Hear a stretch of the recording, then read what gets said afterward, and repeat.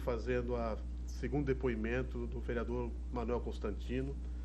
É um complemento do seu depoimento feito em 15 de abril de 2009. Boa tarde, vereador Constantino. Boa tarde, meu caro amigo Betão, né? Boa tarde às outras pessoas que aqui estão, né? Infelizmente, ao chegar aqui, né, não consegui pegar o nome de todas as pessoas. Nesse momento eu peço desculpas, né? Por não ter pego o nome das pessoas para mencioná-las, né? Mas meu nome é Manuel Constantino dos Santos, nasci em Mata Grande, estado de Alagoas, né? Em 24/12/1940, filho de Joaquim Constantino dos Santos e de Maria Constantino dos Santos. Meu pai era lavrador, né? E na roça todo mundo sabe que as coisas são muito difíceis, né? Nós plantava feijão, mandioca, milho, né? Abóbora, melancia, pé de melancia, né? Enfim, algodão, né? E era disso que a família conseguia, né, tirar o sustento, né?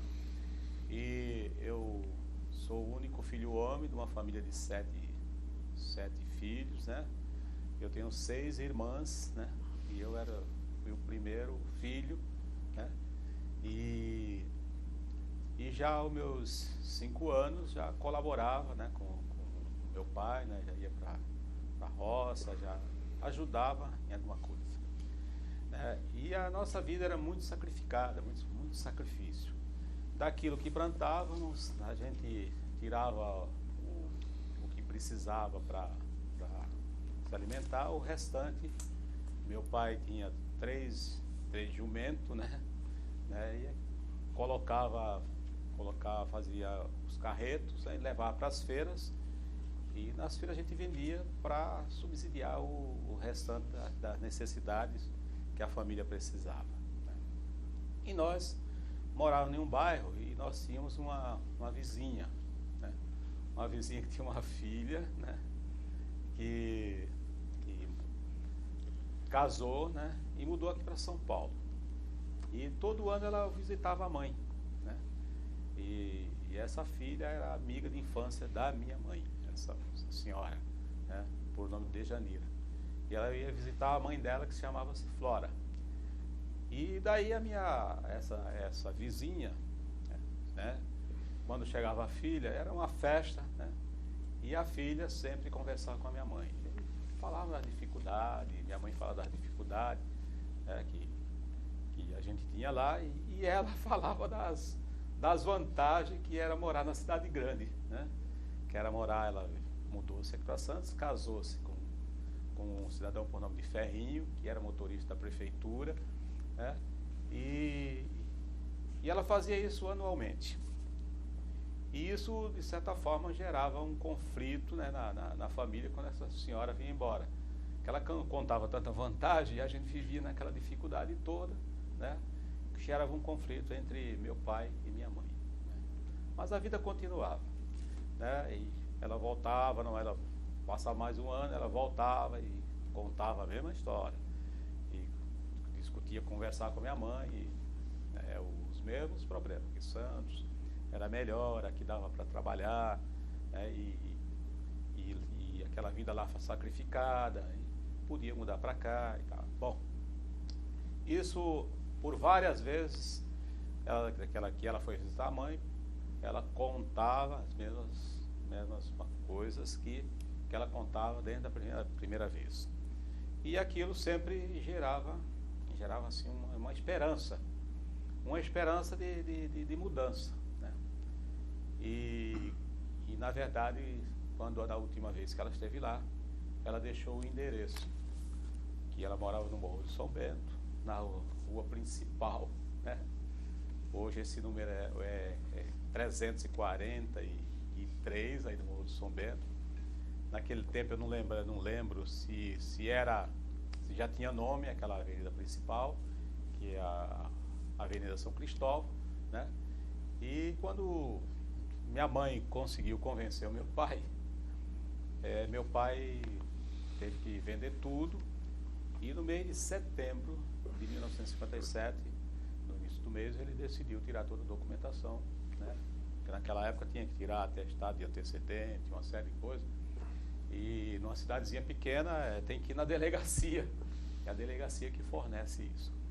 E meu pai decidiu ir embora para São Paulo, especificamente para Santos, né? Bom, pegamos um ônibus. Eu lembro que nós estamos em setembro e lá pegamos um ônibus. Eu lembro que eu vim sentado no banquinho, no corredor do ônibus, né? E que ao chegar em São Paulo, logo íamos para Santos. Chegamos aqui ao pôr do sol, né? E subimos o Morro São Bento. Quantos anos o senhor tinha mais ou menos nessa época? Eu tinha 17 anos e poucos meses. Isso foi no mês de setembro. Poucos meses não, 17 anos e outubro, 9 meses. 17 anos e 9 meses, né? Lá a minha infância foi muito ruim e minha adolescência também, só de trabalho. Era muito ruim também, né? Não tinha... O senhor quer falar um pouquinho sobre isso, sobre essa infância, sobre a adolescência? A infância é uma infância, não teve infância. Você não tem infância porque é só trabalho, né? Eu falei que 5 anos era só trabalho. A adolescência é pior, porque você tem que ajudar na roça, né? Eu trabalhava na roça, na enxada, né? Para ajudar a sobrevivência, para ajudar o cotidiano da família, né? Mas voltando à questão da nossa chegada aqui em Santos, né? Nós viemos de trem, né? Eu já expliquei que eu fiquei impressionado com aquelas cremalheiras, né? Na descida da serra, né? Com o trem. Chegamos aqui em Santos no pôr do sol e subimos o Morro São Bento. E você sabe que as pessoas quando vêm do norte vêm diferente, é muito diferente das pessoas que estão aqui, né? Quem é do norte, né? E chega aqui, a vida é totalmente diferente, né? Quando você chega aqui, as pessoas já percebem até daqueles que vão para o norte, né? Que é nortista e sai de Santos e vai para o norte.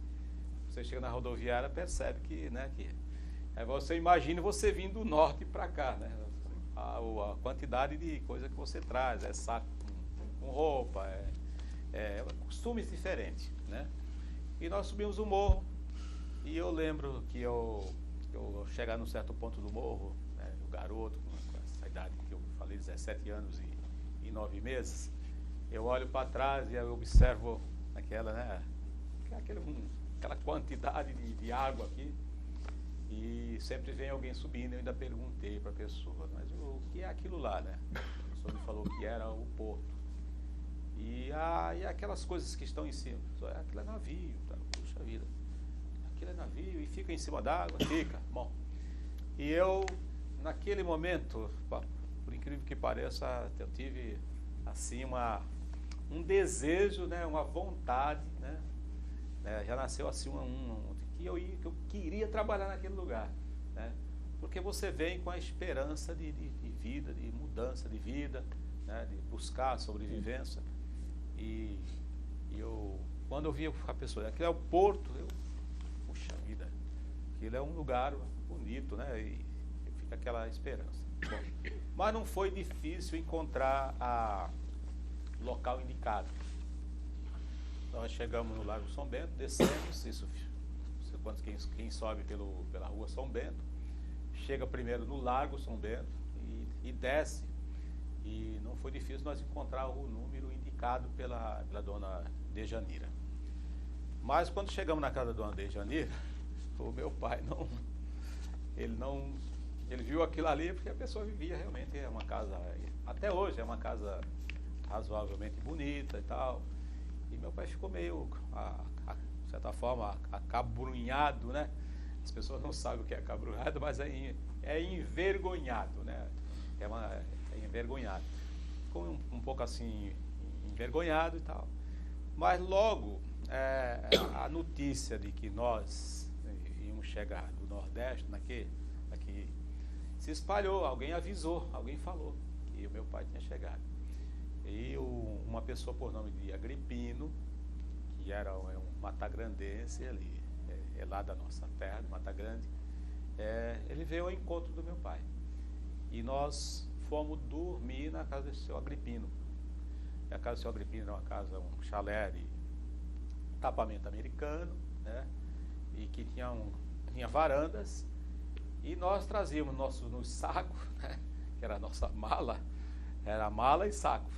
Nós trazíamos rede, né? As pessoas podem estranhar, mas lá no norte as pessoas, grande parte das pessoas, né, que moram na roça, usam rede. Nós armamos na varanda e ali dormimos. No outro dia, meu pai era um homem assim, muito, não é sistemático, mas um homem independente, super independente. Ele entendeu de procurar trabalho. E ele tinha uma profissão que ele não era habitual lá, né? Lá nós trabalhava na roça e era, de certa forma, ambulante. Vendíamos coisas nas feiras, né? O que sobrava do que você tinha tirava da roça, né? Mas ele tinha uma profissão que causa hoje até inveja eu lembrar, né? E ele, que era de sapateiro. E ele perguntou para algumas pessoas se conhecia alguém que consertava sapatos, se tinha algum lugar que consertava sapato por ali. Aí alguém informou que tinha uma oficina de sapatos lá no final da Rangel Pestana. Aliás, nós estamos aqui bem próximo, né? Aliás, nós estamos na Rangel Pestana, não é isso? Mas é lá no final da Rangel Pestana. Um lugar por nome que chamavam naquela época de Breque, né? Estava chamando de Rangel Pestana. Bom, hoje esse local fica quase, essa oficina, para a gente ter uma ideia, ela fica quase em frente onde é a Terracom hoje, a empresa Terracom. Aí meu pai foi até lá e realmente o cidadão que era o dono da oficina era um deficiente físico, por nome de Jaime, e meu pai ficou trabalhando lá, mas só trabalhou meio-dia, né? Porque eu acho que ele não era habituado a receber ordem e tal, e quem contrata alguém para trabalhar começa a dar ordem. Eu acho que meu pai não se adaptou. E nesse meio-dia ele ficou sabendo que tinha uma casa aqui na Senador Feijó que vendia todo o material para conserto de sapatos. E o meu pai, a partir da tarde, ele já não foi trabalhar. Veio aqui nessa casa, aqui na Senador Feijó, e comprou todo o material, né? Tem um material que chama de pé de cabra, martelo, tem uma faca especial. E meu pai comprou esse material. Mas nesse inteirinho, nessa tarde, nesse dia, meu pai também andou à procura de moradia, né? E encontrou ali em frente, na entrada do túnel, né? Sentido cidade, encontrou ali um chalezinho. E ali ele alugou o chalezinho. E eu sei que no mesmo dia nós já tínhamos o material para consertar o sapato, né? E já tinha também o local para ficar. E a partir do dia seguinte, né, o meu pai montou ali a oficina e saiu à procura de sapatos para consertar, né? E consertava muito bem os sapatos, né? Consertava, entregava, recebia. E ali começou a nossa sobrevivência. Bom, e também fazia sapatos por encomenda. Se aparecesse alguém que quisesse fazer sapato, ele fazia aqueles sapatos costurados, né? Tinha costurado à mão. Bom, quer dizer, nós com aquela profissão que meu pai não exercia lá no Nordeste, passou a exercer aqui, a gente conseguia o mínimo para sobreviver, né? E eu, né, com praticamente 18 anos de idade, também saía à procura de emprego. O sonho era ia precisar de emprego. E andava. E certo dia alguém falou para mim, olha, tem um lugar aí que está precisando de uma pessoa para trabalhar, que é entregador de gelo. E por incrível tudo, por aqui perto, né? A fábrica de gelo ficava aqui na Senador Feijó, não sei se é João Hipólito, que tem uma rua aqui. Hoje, inclusive, esse local vende equipamentos de solda, tem outra destinação, mas era a fábrica de gelo. Bom, aí eu vim aí e o cidadão falou, realmente nós precisamos de uma pessoa para entregar gelo. Só que o horário é 3:30 da manhã, né? E tem que estar aqui, né? E o horário de lá que larga é 11:30 da manhã. Tá bom. Eu vim, conversei com o cidadão, ele falou, então esteja aqui amanhã às 3:30. 3:30 da manhã eu estava lá. Né? Nesse local eu trabalhei 11 meses, né? E trabalhando no gelo, a parte da tarde, e acho que aí é que entra uma das partes que eu fazia. Eu circulava pelo morro, né? E sempre tinha aquelas pessoas que estavam construindo e que o material tinha que ser carregado lá para cima do morro, porque não tinha estrada como tem hoje no morro, era escadaria. E eu ali, eu combinava com a pessoa e às vezes dava para levar 2 latas de pedra lá para cima, às vezes, né, cada viagem. E eu às vezes levava uma lata e meia, né? E eu sempre fazia esse trabalho com as pessoas que apareciam, que tinha esse material. E tinha outras pessoas que faziam. E ela recebia pela quantidade de latas de pedra ou de areia, né? Que você levava para a pessoa. Você recebia por a quantidade de latas de pedra ou de areia. Bom, e foi numa um desses trabalhos que eu estava realizando que eu conheci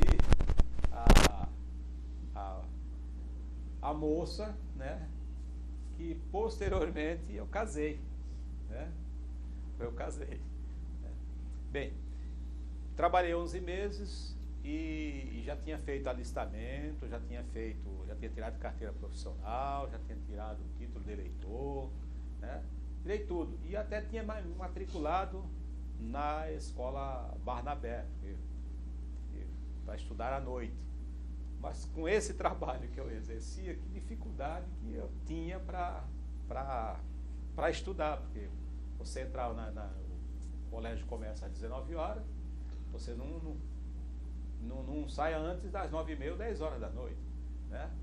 Aí atravessava o túnel, chegava em casa por volta de 10:30, e você dormia com aquela preocupação de acordar 3 horas para estar 3:30 aqui, que vinha a pé também para cá, né?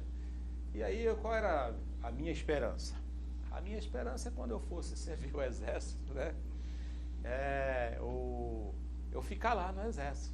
Eu alimentava esse sonho, né? Mas eu só fui chamado para servir o exército, né? 58, 59, no começo de 60. Fui chamado para servir o exército. Quando eu cheguei lá no exército, o sargento que estava lá, ele disse para mim assim, olha, entregou o meu certificado e disse que eu estava livre. Eu estranhei.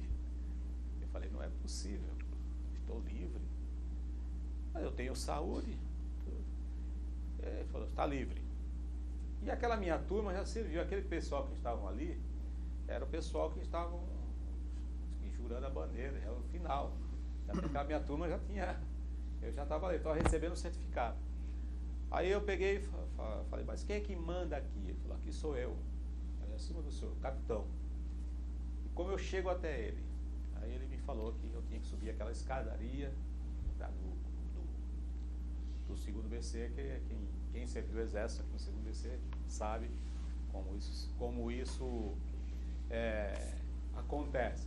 Eu subi, fui até lá o primeiro andar, cheguei lá, estava o cidadão deitado, eu perguntei quem era o capitão, ele falou que era ele, e ele me deu também essa mesma informação. Ele disse que eu era arrimo de família, porque eu, quando me alistei, eu falei que eu era o único homem e tinha 6 irmãs, né? E com 6 irmãs, né? Eu sendo o único homem, eu sou arrimo de família. Mas ele logo percebeu, né, a minha tristeza e a minha desilusão naquele momento. Ele falou assim: você quer trabalhar? Era tudo que eu queria. E naquele momento ele tirou a caneta da camiseta, pegou um cartão que estava na mesa, escreveu e me mandou lá para Vidobras. No outro dia, eu fui lá entregar o cartão naquele mesmo dia, e no outro dia eu já comecei o trabalho. E eu ia do morro aqui, onde eu morava, para a Vidobras a pé. Lá eu trabalhei 10 meses, né, na Vidobras. Meu serviço lá era um serviço de recolher os cacos de vidro que era quebrado da chapa de vidro. Lá tinha o classificador de vidro, a chapa vinha com defeito, ele quebrava, né, e eu juntava os cacos dos vidros, aí colocava no balde. Bom, passado 10 meses, essa fábrica, o forno parou, e eu voltei novamente no quartel, ver se eu falava com o capitão. Consegui falar com o capitão. Quando eu falei com ele falou que ele já sabia que a fábrica parava mesmo, né, de 10 vezes, e que ele ia me mandar para um lugar que eu ia me aposentar. Para um lugar que você vai se aposentar. Aí me mandou para a Cozipa. Eu fui para a Cozipa, me apresentei lá, e realmente fui conduzido lá para um determinado lugar. E a Cozipa estava iniciando, e esse lugar que eu fui, que me mandaram, né, eu trabalhava com outras pessoas, né? Eu juntava as pedras de uma vala que ficava próximo de um monte de pedra que vinha da pedreira. Trazia para a esteira, derrubava ali, e as pedras que ia para a vala, aquele grupo de pessoas juntava as pedras. Bom, certo dia, quando estava no terceiro dia, caiu lá uma pedra na cabeça de uma pessoa que estava descuidada, né? E rachou a cabeça do camarada. E eu achei que eu devia defender, que eu ia defender aquele camarada. Eu achei que eu tinha que defender ele. Falei, não é possível.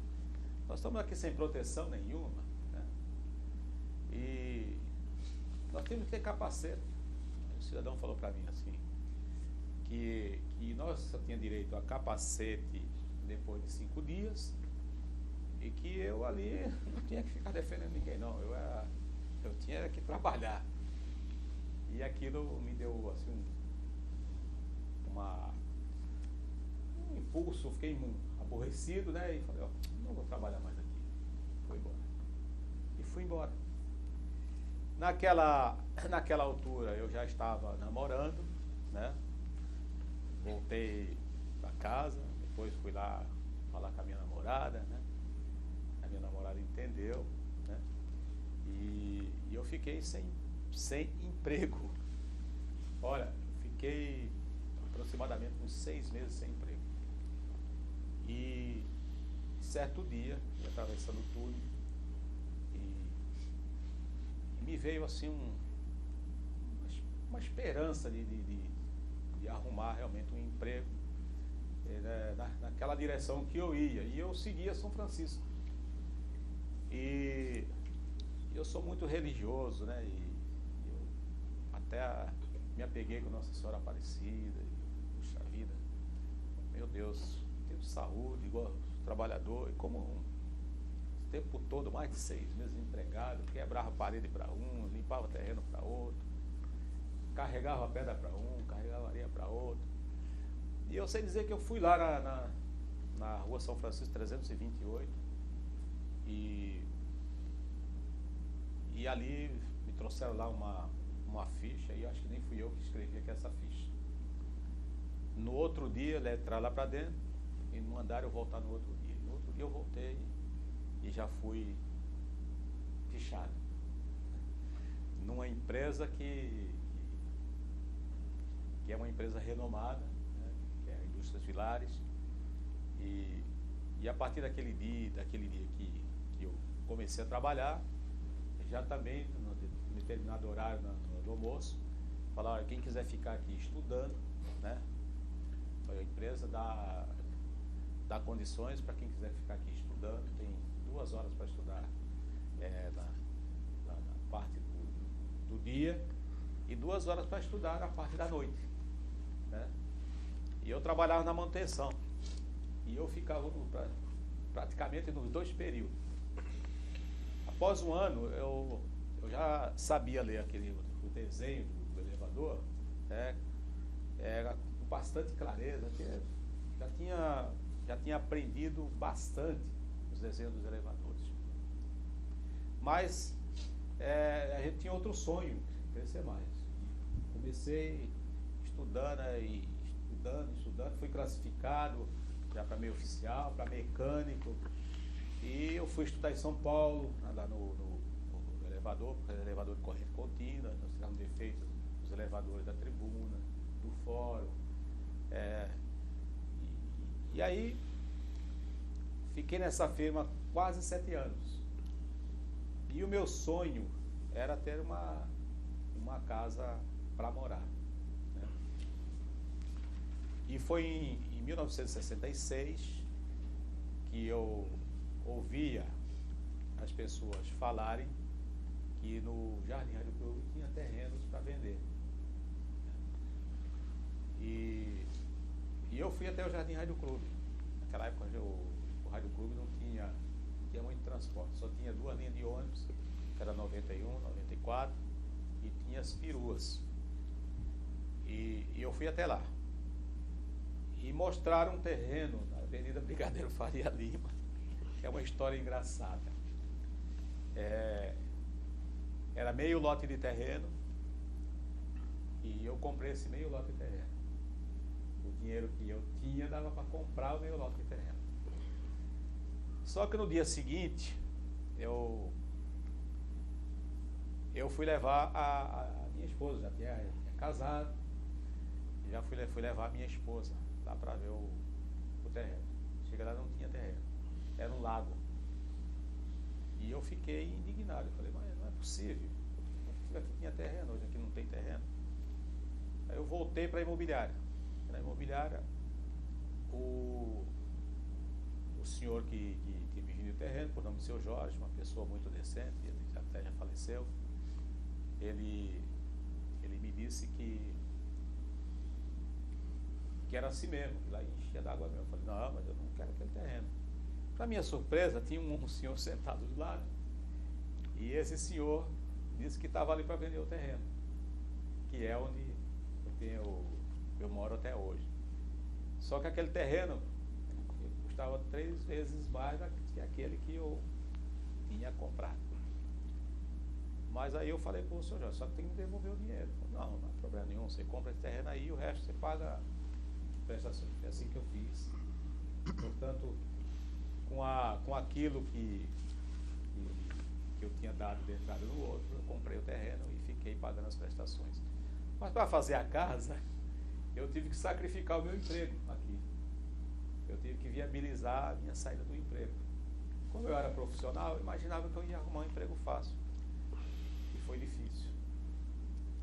Mas viabilizei o dinheiro, fiz a casa e mudei para o Rádio Clube em 1967, início de 67. E para arrumar emprego, eu tive que trabalhar numa dessas firmas chamada de biscateira, de conserto de elevador, e que ficava ali na Floriano Peixoto.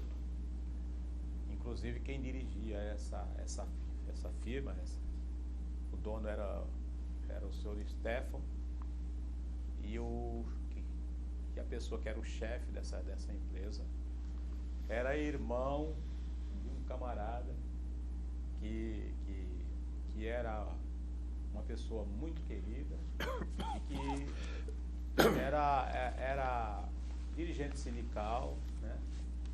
E primeiro tinha o fórum sindical de debate, né?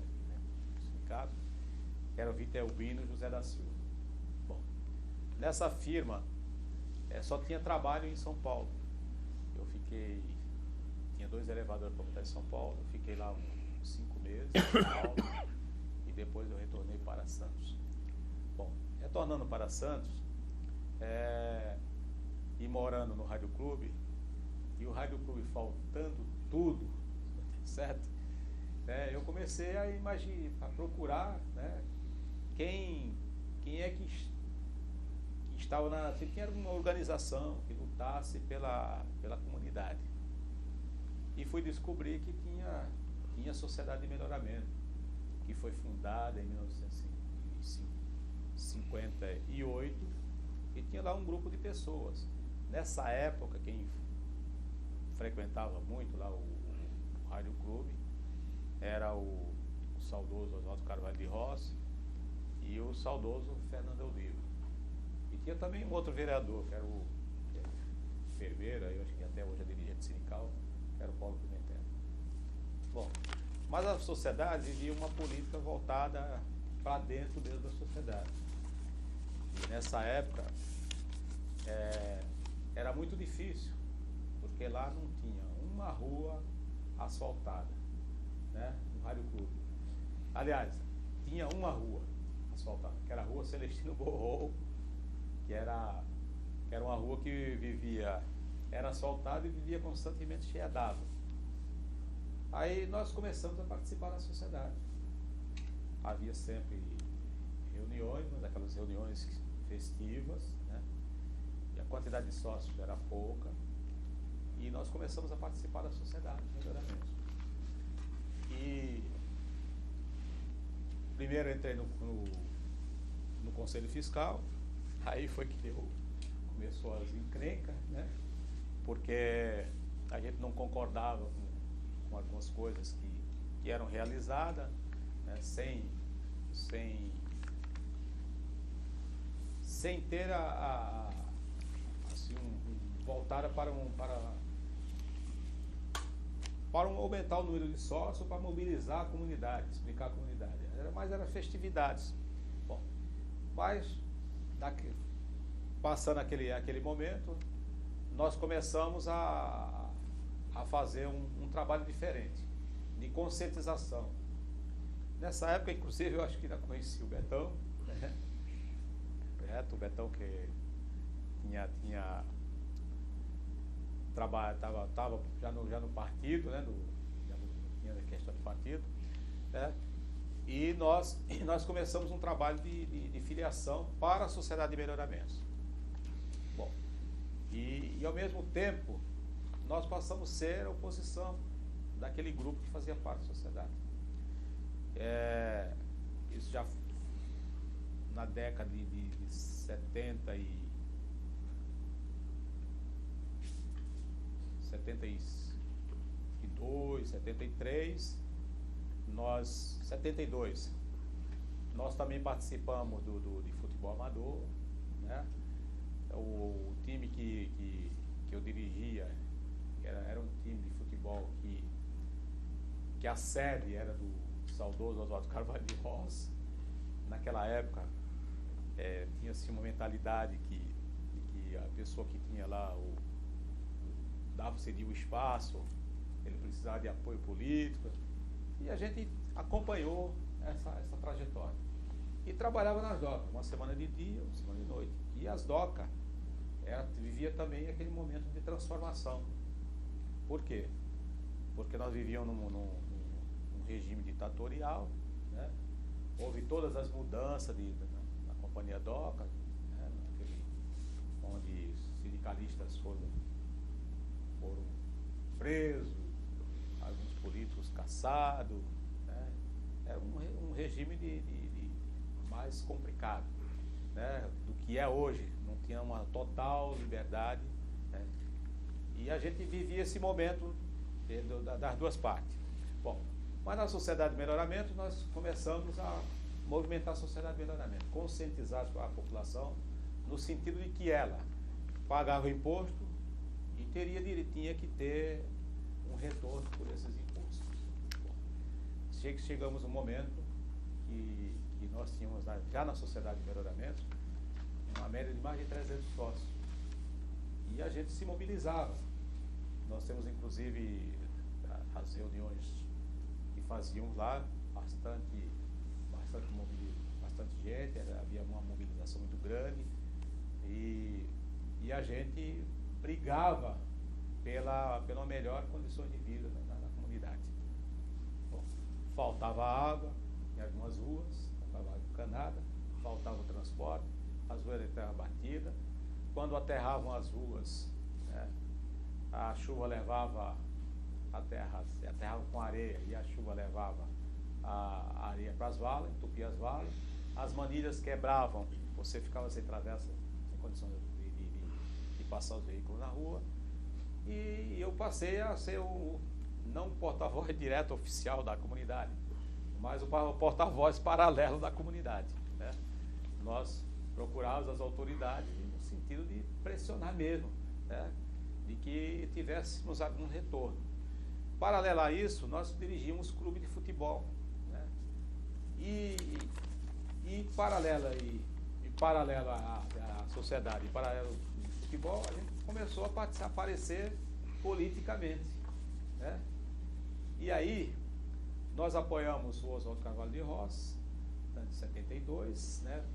Em 76 nós passamos a apoiar o Lara, né? O saudoso Rubens Lara. E aí a nossa participação política ela foi crescendo, foi se desenvolvendo. Bom, conclusão, nos filiamos no PMDB, MDB na época, né? E aí comecei a fazer o trabalho político também. Filiava as pessoas, participava da sociedade, participava de clube de futebol amador e participava da política. Bom, quando foi em 1980, em 76 venceu aquele mandato que nós ajudamos a eleger em 72, né? E houve a eleição novamente. Nós ajudamos ao Lara. Nós ajudamos o Lara nessa época. E o Lara foi quem já foi dando algumas aberturas. Você precisava resolver um problema aqui da comunidade, já havia mais facilidade, já havia mais orientação, de certa forma, né? E fomos desenvolvendo, fomos crescendo. Bom, quando chegou em 80, se não me engano, o Lara já era deputado. Se não me engano, ele era deputado, né? E eu estava preparado para concorrer à eleição. Eu ia, porque aí eu falei, poxa vida, se nós já estamos desenvolvendo um trabalho aqui na comunidade, a gente pede para um, pede para outro. E além do Lara, nós ainda tínhamos o Del Bolso, nós ajudávamos o Del Bolso também na parte política. Ajudamos ele também, o Del Bolso era deputado, né? E aí nós entendíamos que devia se candidatar, já que nós ajudava as pessoas que iam na comunidade e a gente tinha que procurar. E algumas vezes que a gente procurava as pessoas, a gente tinha dificuldade.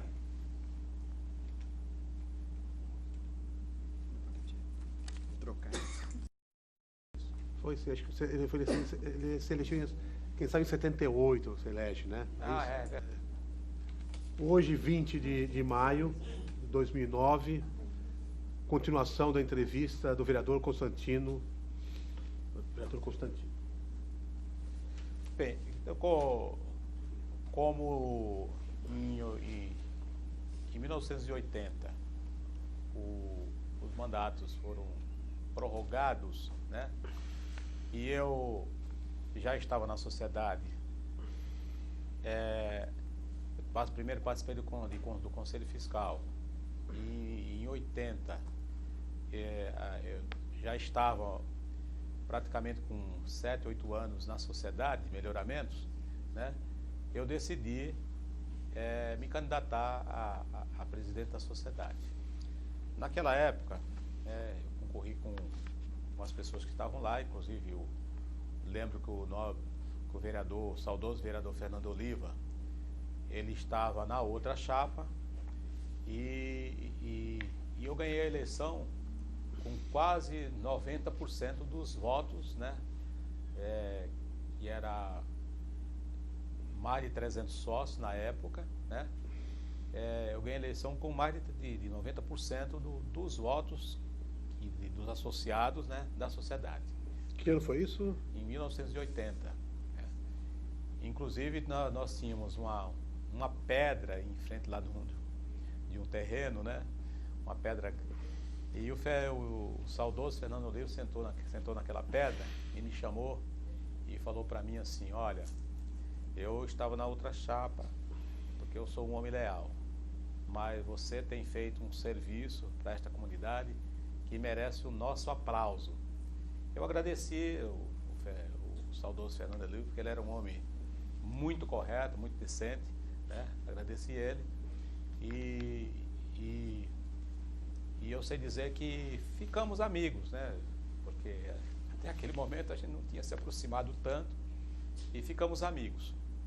Só que o nosso trabalho, o trabalho da sociedade, era um trabalho de conscientizar a população no sentido de que ela tinha que lutar pelos seus direitos, né, pelas suas melhorias. Ela tinha que colaborar, né? Ela não poderia ficar apenas desenvolvendo festa interna dentro da sociedade, né, e deixando que as melhorias, esperando que as melhorias da comunidade pudessem chegar até eles sem eles lutarem para que isso pudesse acontecer. E foi esse trabalho, foi com essa proposta que nós ganhamos a direção da sociedade com essa quantidade de votos. Dali eu elenquei uma grande quantidade de propostas, né? E essas propostas nós levávamos para as autoridades, né? E veio posteriormente, né, isso foi no começo, né, do ano, e posteriormente havia aí um corre-corre, né, para as pessoas se candidatarem, né? Mas o que aconteceu? E eu tinha essa intenção, falei, eu vou me candidatar, né, a vereador, até para testar, né, se realmente a nossa popularidade aqui na comunidade, né, porque nós já tínhamos também filiados, nós já tínhamos 840 filiados na época. Eu já era tesoureiro do PMDB, né, fazia tesouraria do PMDB, né. Era um trabalho muito difícil, né? Eu era membro já da executiva do PMDB, era um trabalho muito difícil, né? E eu falei, olha, eu vou arriscar. Mas para minha surpresa, né, os mandatos dos vereadores, dos deputados e dos prefeitos, né, foram prorrogados, né? Quer dizer, aí nós continuamos fazendo o trabalho na sociedade, nos clubes, que já eram que eu presidia, né? E eu presidi lá o Estrela Santista, presidi o Esporte Clube Bom Retiro, presidi o Centro-Oeste, presidi o 11 Vicentino, inclusive na época o Cuiú renunciou à prefeitura de São Vicente, né? E ele tinha me ajudado até a construir um campo de futebol lá em São Vicente, que era do 11 Vicentino, né? E eu sei que a gente tinha um trabalho e era bastante divulgado o nome. Naquela época as pessoas, os jornais davam mais destaque ao trabalho daqueles membros da comunidade, né, que que lutavam pela melhoria das suas comunidades, né? Mas em 1982 eu era membro já da executiva do partido, né? Tinha o maior número de filiados, né? E resolvi me candidatar. Me candidatei, o voto era vinculado, né? Não sei se alguém se lembra. O voto era vinculado, tinha que votar no deputado, tinha que votar no vereador, no deputado, tinha que votar no governador, no senador, era vinculado o voto. E eu, naquela oportunidade, sem dinheiro nenhum, eu consegui 3.616 votos. Foi uma surpresa muito grande, inclusive para os vereadores da Câmara, né? Quando eu cheguei na Câmara, né? As pessoas, foi uma surpresa assim muito grande, né? Porque você sair do nada, se eleger vereador, eles ficaram surpresos, como é até hoje, né? Você se eleger vereador em Santos é muito difícil, né? Quem concorre à eleição sabe, né? E a gente também trazia nossas propostas, né? Aquelas propostas que eu tinha elencado, né, na sociedade, também elenquei para a Câmara, né? E continuei a minha luta pela drenagem, pela pavimentação, pelo saneamento básico, pelo aumento do número de transporte, melhoria nas escolas, construções de creche, né? Segurança. Nós trouxemos essas propostas, extinção do Laudêmio, leva banco para a Zona Noroeste, que não tinha, né? E eu sei que no final do nosso mandato, em 88, nós já tínhamos levado o banco, tinha conquistado o asfalto, tinha conquistado o saneamento básico, tinha conquistado a drenagem e a pavimentação, e de graça, lá para o Rádio Clube, nós conseguimos de graça, o Rádio Clube São Manuel, o asfalto, né? Tínhamos construído base comunitária, né? Até hoje nós temos lá base comunitária, né? Tínhamos construído 2 zeladorias em escolas, né? E o nosso trabalho a respeito da extinção do Laudêmio, ele se tornou-se conhecido no Brasil inteiro, né? E aí, quando nós menos esperávamos, nessa época Santos não tinha autonomia, né? E quando menos nós esperávamos, eu como tesoureiro do partido, Betão, eu cheguei um dia lá, eu tinha feito uma reunião, a executiva tinha feito uma reunião, e eles me disseram que um grupo do partido, né, que era o grupo do Lara, né, do saudoso Lara, Rubens Lara, estava reivindicando uma vaga na executiva. Eu estranhei aquele fato, né, mas não fui procurar.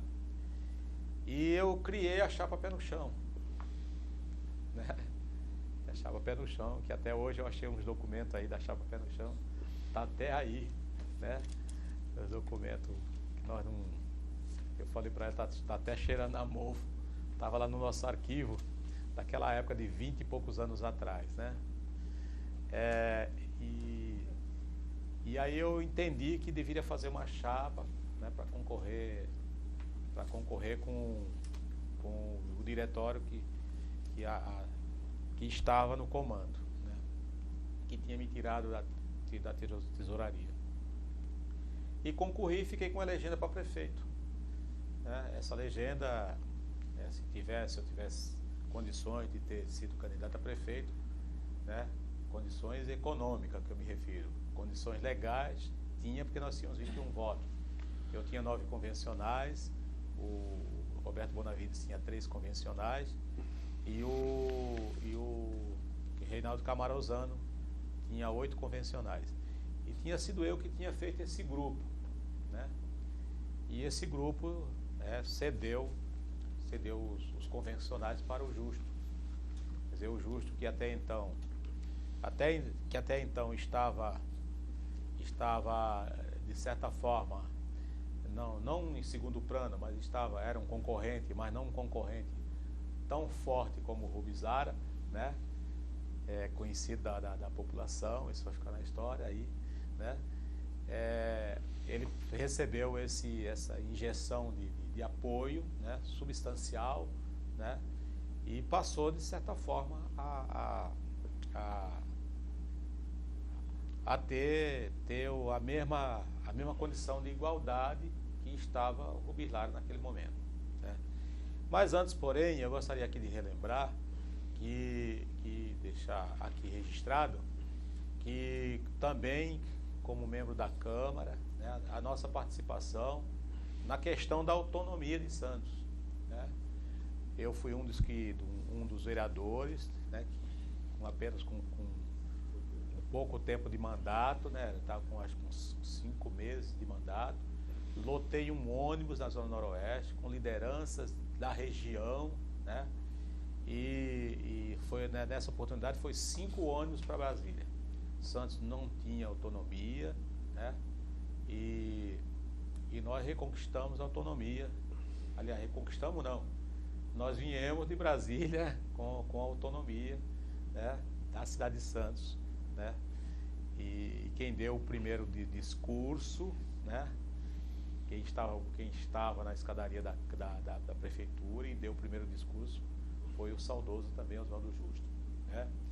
Que eu também tive a condição de, como membro do diretório, né, por ter feito a chapa pé do chão, ajudar a reconduzir ele à presidência do partido naquela oportunidade. São sucessivos fatos, né, que está aí, que deve ficar registrado, né, na história, e que nós participamos dessa vida política do município, né, em momento tão crucial, porque a cidade não tinha autonomia, tinha eleição para vereador e não tinha eleição para prefeito. Santos era uma cidade considerada área de segurança nacional, e mesmo assim, com todas essas dificuldades, nós desenvolvemos esse papel. Naquela oportunidade, o vereador que mais se destacou foi o saudoso vereador Eduardo Castilho do Salvador, né? Ele foi o articulador dessa viagem a Brasília. O vereador Adelino Rodrigues, né, que também era da Câmara, eu, né, e havia outras pessoas colaboradoras, né? Eu lembro bem que eu lotei um ônibus, né, com a população da Zona Noroeste para levar para Brasília, né, 40 e poucas pessoas de liderança desta região. E chegando à prefeitura, nós recebemos quem estava para nos receber, o saudoso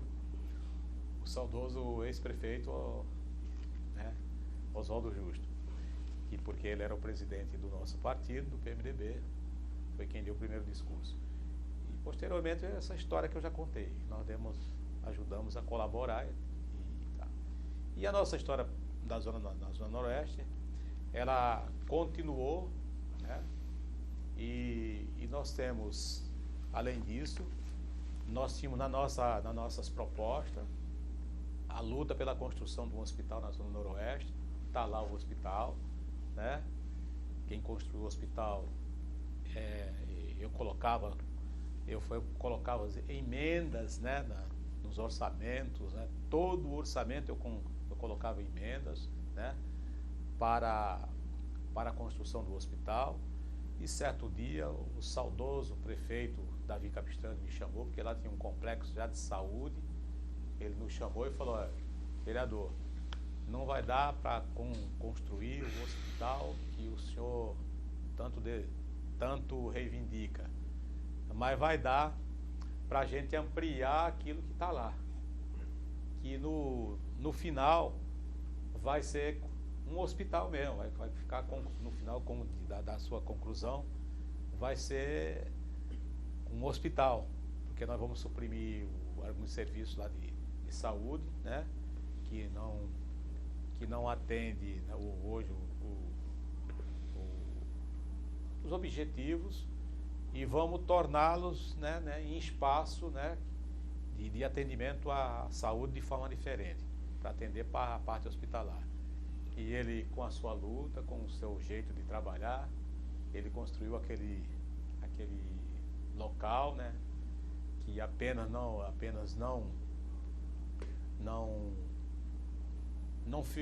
internou ninguém, né, mas ele entregou pronto, né, apenas com algumas pequenas reformas, né, feita pelo outro prefeito a seguir, que foi o Beto Mansur, né, e 8 meses depois o hospital já estava recebendo pacientes, né, e essa foi também uma luta onde nós temos a honra de dizer que apresentamos o primeiro requerimento, né, indicando aquele local, né, e além de indicar o local com a primeira propositura, nós também, todo o orçamento, nós indicávamos recurso, né, e ficamos praticamente acompanhando toda a desenvoltura da construção, do atendimento médico, né? E temos comissão que trabalha nesse sentido, né? Daquela localidade. E a Zona Noroeste tem que ser desenvolvido graças ao trabalho do seu povo, como eu já citei várias vezes, né? E também em função do seu povo, né, ter mudado, né, um pouco a sua consciência política. É uma das regiões, evidentemente, mais pobre da nossa cidade, mais carente da nossa cidade, mas que vem crescendo bastante, se desenvolvendo, e que a gente faz parte desse contexto daquela região. O senhor quer fazer as considerações finais? Eu quero, primeiro, eu gostaria de agradecer, né, essa oportunidade que o Instituto Histórico está nos dando, de dar essa humilde contribuição. A nossa história é uma história muito humilde, né? É uma história de vida, né? De uma pessoa que veio do Nordeste, né, tentar a vida aqui, né, na cidade, né, e com muita luta, esforço, né, conseguimos, né, o nosso objetivo, que era conquistar o pão de cada dia, com dignidade e com respeito à população dessa cidade, né, o povo dessa cidade, né, que é uma cidade, população ordeira, uma população culta, né, educada, né, trabalhadora, e nós viemos para somar, né? Então eu quero agradecer, inclusive, essa segunda oportunidade que vocês estão me dando aqui de estar falando, né? Claro que muita coisa a gente, no decorrer da fala, a gente não coloca tudo, esquece, como evidentemente, como se deu, como você conhece a família, conhece a tua esposa, como é que se deu o casamento, em que momento, né? Isso foi uma coisa assim que sublime, né? Um oratório particular, né? Porque, na verdade, você vem lá do Nordeste, sem saber ler e escrever, né? Entra numa família que tem todo o aparato, tem todas as condições, não recebe nenhuma restrição, né? Família que mora aqui, família tem a descendência de portuguesa, né?